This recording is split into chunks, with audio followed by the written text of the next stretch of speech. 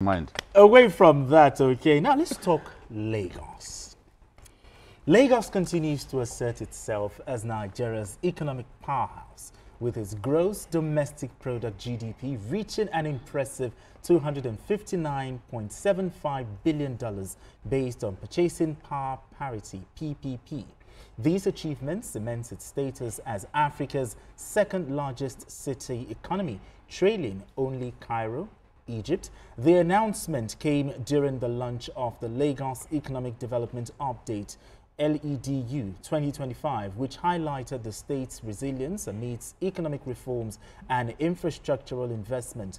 While the figures signal progress, concerns persist over revenue mobilization, with the state's tax-to-GDP ratio at a modest 2.3%. Governor Babajide Sanwo-Olu hailed the milestone, reaffirming Lagos' commitment to economic expansion through investment in infrastructure, technology, tourism, and manufacturing. BKO. Yes, I'm not from Lagos, but Lagos is the center of excellence for a reason. You live in Lagos. Yeah, I live in Lagos. Okay? You know, nothing makes me happy like the incremental progress of Lagos. Sure. It's organic, and across the different sectors, you see growth. You can feel the growth. When a state like Lagos begins to embark on things that subnationals can only think of, you know that Lagos is already high up there. Man, it's a rail network. The rail network. How many subnationals in our country are embarking on that? And Lagos is a state of first. You can see, when Lagos came up with the BRT initiative, critics were saying, oh, roads that are not wide enough, you are already partitioning them. They said all kinds of things. Today, the BRT scheme has come to stay, and many people are happy with it. I know that this growth will continue. You know, according to facts that I gleaned, the state economy recorded significant growth in the first half of 2024, expanding to 27.38 trillion, a substantial increase from 19.65 trillion in 2023, from 19.65 trillion to 27.38 trillion. So Lagos anticipates that it will continue to generate good revenue, and that in the year 2025 it will generate 2.79 trillion. That's like the budget of some country. There are some states in our country that their total internally generated revenue is around 50 billion a year. Yes. The whole year. And one state intends to generate 2.79 trillion. Yeah. You know? So, and then of course, they are confident that with increased fiscal discipline and diversification of revenue sources, they will continue to make more money.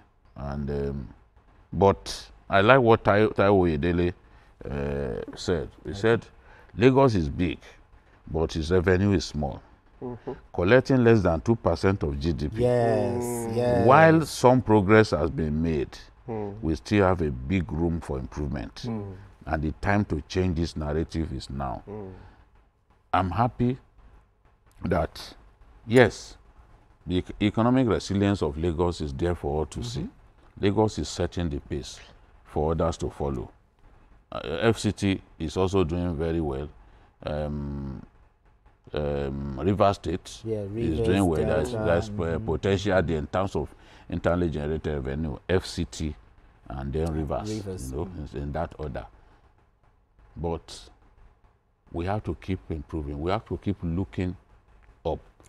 If we are happy with where we are, then we won't challenge ourselves. We just believe that, okay, this is where we are. Nobody rivals us in Lagos. I mean, we are the second largest city economy in the continent of Africa after Egypt. So why should we bother? But since 1999, Lagos has been lucky to have good leaders, good governors who have sustained the pace of development.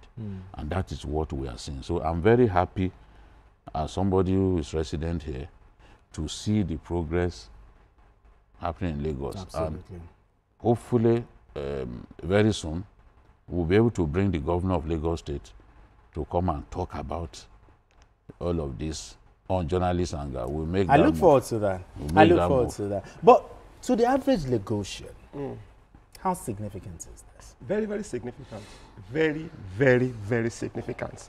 Because what it actually means is that activities, economic activities are expanding. A lot of Lagosians are involved in productive ventures, and that is the truth. If you look at let's even talk about government investments.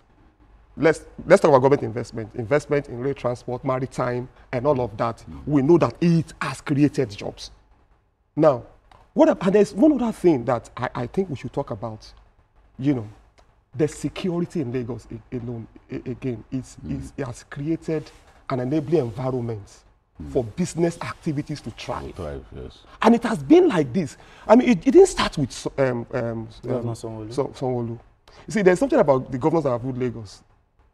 They have different temperaments. I mean, the way they talk.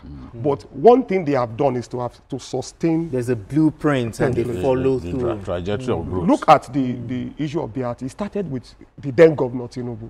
Yes. I mean, of course, Fashola did not abandon it, built on it.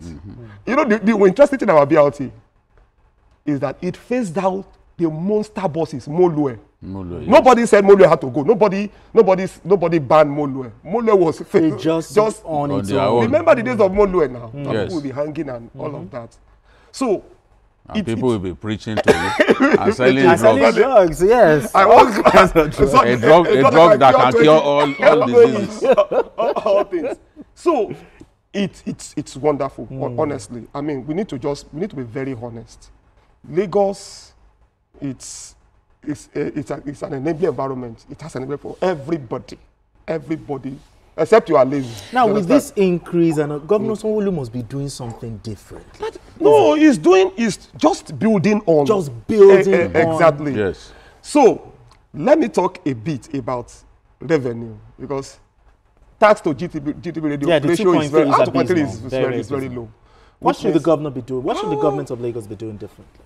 Well, it's just to make sure that. For me, there are two things that they can do. You don't need to create new taxes. Okay.